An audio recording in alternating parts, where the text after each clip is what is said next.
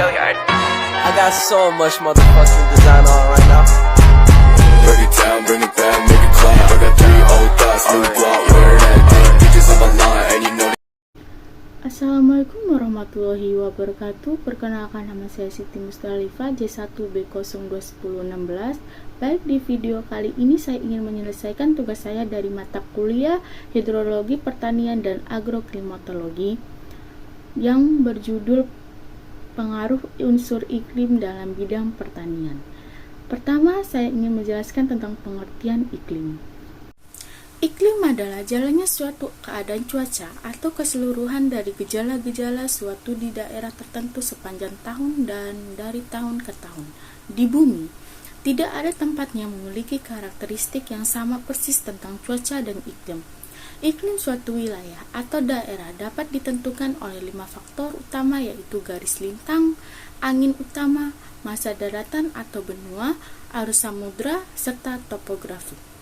Berdasarkan faktor-faktor iklim di atas, maka para ahli iklim mengklasifikasikan iklim di bumi menjadi beberapa tipe seperti iklim menurut Köppen, iklim menurut Schmidt-Ferguson, dan iklim menurut Alderman. Iklim menurut Köppen didasarkan pada rata-rata curah hujan dan suhu dalam beberapa bulan atau tahun. Köppen membagi 5 klasifikasi iklim. Klasifikasi ini menggunakan sistem huruf kapital seperti A iklim tropis, B iklim kering, dan seterusnya. Iklim menurut Schmidt-Ferguson memiliki beberapa tipe iklim, antara lain sangat basah, basah, agak basah, sedang, agak kering, kering, sangat kering, dan kering ekstrim. Klasifikasi iklim ini menggunakan perbandingan antara rata-rata banyaknya bulan kering dan bulan basah dalam setahun.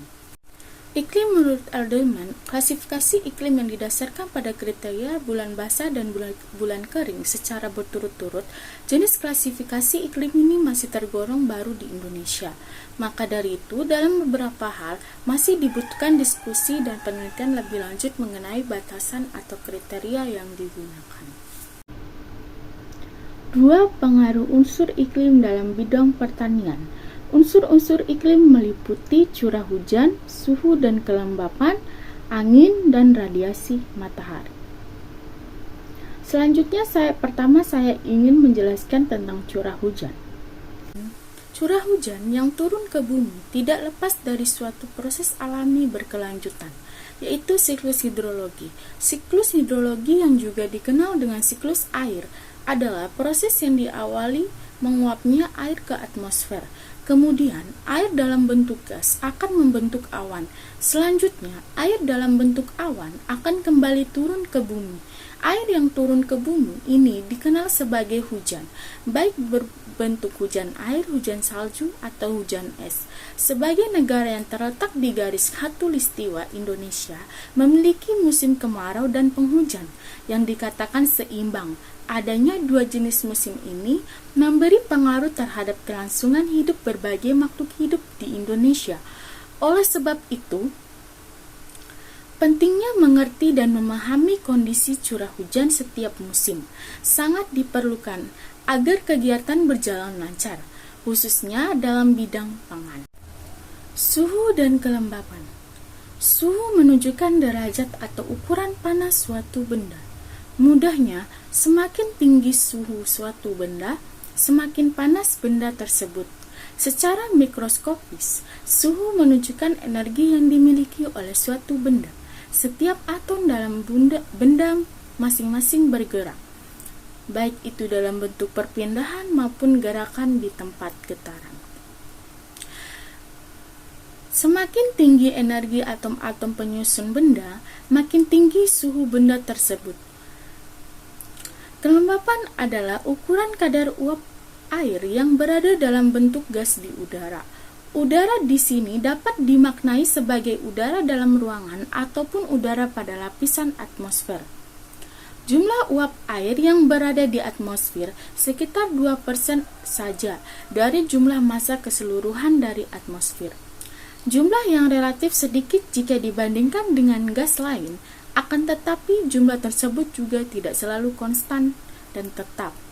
Sebab kadang ditemui kelembapan pada udara berada di sekitaran angka 0-5% untuk suatu wilayah tertentu. 3. Angin. Angin adalah pergerakan udara dari daerah yang bertekanan tinggi ke daerah yang bertekanan rendah. Pembentukan arah angin terjadi karena perbedaan tekanan udara di dua tempat berbeda. Aliran angin berasal dari tempat yang memiliki tekanan udara tinggi menuju ke tempat yang bertekanan udara rendah.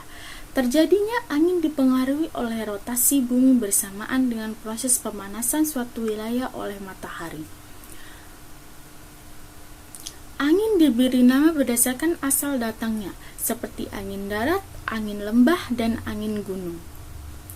Angin juga berguna untuk menerbangkan mainan layang-layang. Warga negara Belanda memanfaatkan angin untuk menjadi sumber energi pembangkit listrik tenaga angin. Proses terjadinya angin tidak lepas dari hubungan antara tekanan udara dan suhu. Apabila dipanaskan, udara memuai. Udara yang memuai menjadi lebih ringan dan tekanan udara turun karena kepadatan udara berkurang. Udara dingin kemudian mengalir ke tempat yang bertekanan rendah.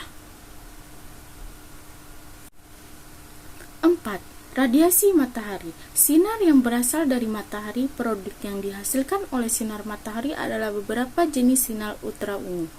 Tumbuhan menggunakan sinar matahari untuk mengadakan fotosintesis dan membuat makanan bagi dirinya sendiri. Sinar matahari bisa berakibat baik maupun buruk kepada kesehatan manusia. Sinar matahari membantu tubuh manusia untuk memproduksi vitamin D. Namun, sinar matahari juga dapat menyebabkan degradasi strofam dan memicu kanker pada tubuh manusia. Sinar matahari juga dapat dimanfaatkan sebagai energi surya untuk menghasilkan energi listrik.